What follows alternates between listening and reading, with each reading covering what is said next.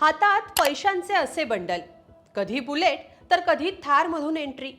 माझ्या बाजूला तुम्ही जे फोटो पाहिले ते पाहून तुम्हाला वाटेल ही कुणीतरी श्रीमंत व्यक्ती आहे, पण तसं नाहीये। कारण पैशात खेळणारी ही महिला मोलकरीण आहे। आश्चर्य वाटलं ना? पण हे खरं आहे। थार मधून घरकामाला येणारी ही महिला आहे पारो। इतके पैसे असताना ती घरकाम का करते?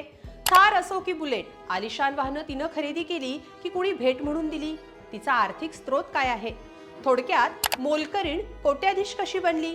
या सगळ्यात बिहारच्या एका पोलीस अधिकाऱ्याचं नाव का घेतलं जात आहे? कोण आहेत ते? सगळं सविस्तर पाहूया या व्हिडिओतून। नमस्कार, मी स्वाती पाटील, लोकमत.com वर आपलं स्वागत आहे। पारो, हातात लाखोंची रोकड, आलिशान जगणं, चक्क घरकामाला थार मधून येणारी ही महिला अचानक चर्चेत आलीये। पारो ही बिहार पोलीस दलातले अधिकारी गौतम कुमार यांच्या घरी काम करते। घरकाम करणारी ही मोलकरीण इतकी मालामाल कशी झाली? याचं उत्तर देण्याआधी गौतम कुमार कोण आहेत ते आधी पाहूया। गौतम कुमार हे बिहार पोलीस दलात 34 वर्षांपासून कार्यरत आहेत। सध्या ते किशनगंजच्या माजी एसडीपीओ पदावर कार्यरत होते। हे सगळं प्रकरण उघड झालं ते 31 मार्च रोजी। बिहारमध्ये आर्थिक गुन्हे शाखेच्या पथकानं उत्पन्नाच्या तुलनेत अवाजवी मालमत्ता जमवल्याचं एक प्रकरण उघड केलं। याच प्रकरणात एसडीपीओ गौतम कुमार यांच्या किशनगंज शहरातल्या धर्मगंज चौकातल्या शासकीय निवासस्थानी ईडीनं छापा टाकला। 34 वर्षांच्या सेवेत गौतम कुमार यांनी तब्बल 100 कोटी रुपयांपेक्षा जास्त किमतीची संपत्ती जमवल्याचा त्यांच्यावर आरोप आहे। ही मालमत्ता अनेक शहरांमध्ये पसरल्याचं आता समोर आलंय। इतकंच नव्हे तर गौतम कुमार यांच्या संबंधित काही लोकही असेच कोट्याधीश असल्याचं उघड झालंय। मोलकरीण पारो ही त्यांच्यापैकीच एक आहे। ती कशी समोर आली तेही पाहूया। ईडीनं गौतम कुमार यांच्या कार्यालयावर छापा टाकला तसा धक्कादायक बाबींचा खुलासा झाला। गौतम कुमार हे बिहारच्या किशनगंजचे डीएसपी होते। त्यांनी भ्रष्ट मार्गाने कोट्यवधींची माया गोळा केल्याचं पोलिसांसमोर आलं।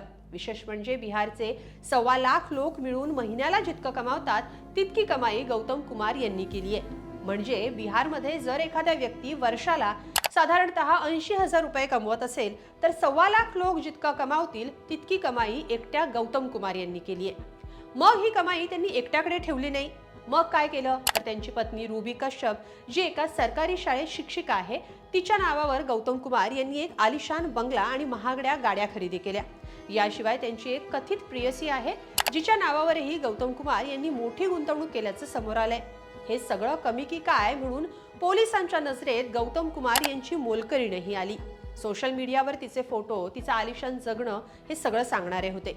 एका व्हिडिओ तिच्या हातात नोटांचं बंडल दिसतंय, तर एकामध्ये ती बुलेटवर तर एकामध्ये चक्क थारमध्ये बसल्याचे फोटोंमधून समोर आलंय।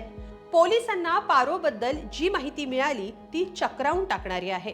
कारण पत्नी, प्रेयसी आणि आता मोलकरीण पारोच्या नावावर गौतम कुमार यांनी काही भूखंड खरेदी केल्याचं तपासात समोर आलंय। पारो ही मूळची पश्चिम बंगालची आहे। ती थार गाडी घेऊन गौतम कुमार यांच्याकडे घरकामाला यायची, त्यामुळे पारो देखील कोट्यधीश असल्याचं उघड झालंय। पोलिसांनी घरकाम करणाऱ्या पारोच्या घरी धाड टाकली, पण ती घरात सापडली नाही। पारो ही धर्मगंज इथं भाड्यानं राहते, पण पोलिसांच्या तपासात असंही समोर आलंय की पश्चिम बंगालच्या सीमावर्ती भागात तिच्या नावावर एक आलिशान बंगला आहे। सध्या तरी ती फरार आहे आणि पोलिसांकडून पारोच्या आर्थिक स्रोतांचा शोध सुरू आहे। पण गौतम कुमार यांनी जी माया जमवली तीच पारोला देण्यात आल्याचा पोलिसांना संशय आहे। हे झालं या पारोचं, पण गौतम कुमार यांचं हे प्रकरण दिसतं तितकं साधं नाहीये। कारण डीएसपी राहिलेल्या अधिकाऱ्याच्या भ्रष्टाचाराचा पर्दाफाश झाल्यानंतर अधिकाऱ्यांचे म्हणजे तपास अधिकाऱ्यांचे डोळेही विस्पारले। गौतम कुमार जेव्हा 2007 साली पोलीस ठाण्याचे प्रभारी होते तेव्हा त्यांनी जवळपास 25 एकर शेतजमीन खरेदी केली होती। यातल्या निम्म्या जमिनीची कागदपत्र आर्थिक गुन्हे शाखेच्या हाती लागली आहेत। गौतम कुमार यांनी काळ्या पैशातून गंगटोकमध्ये एक आलिशान हॉटेल उभारलंय। सिलिगुडीच्या मिरिक परिसरात चहाची बाग आणि बंगलाही खरेदी केलाय।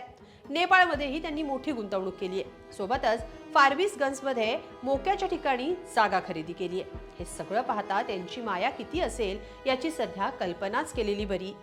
सध्या आर्थिक गुन्हे शाखा आणि सक्तवसुली संचालनालयाकडून गौतम यांच्या संपत्तीची मोजदाद सुरू आहे। यातून आतापर्यंत 80 ते 100 कोटींची संपत्ती समोर आली आहे। ती आणखी वाढण्याची शक्यता आहे। दरम्यान भ्रष्टाचाराच्या गंभीर आरोपानंतर पोलीस मुख्यालयानं गौतम कुमार यांना फील्डवरून हटवलंय। तसंच पोलीस मुख्यालयानं त्यांच्या निलंबनाचा प्रस्तावही राज्य सरकारला पाठवलाय। पण गौतम कुमार यांच्या या कारनाम्यांमुळं अगदी मोलकरीणही मालामाल झाल्याचं बहुधा हे पहिलंच उदाहरण असावं.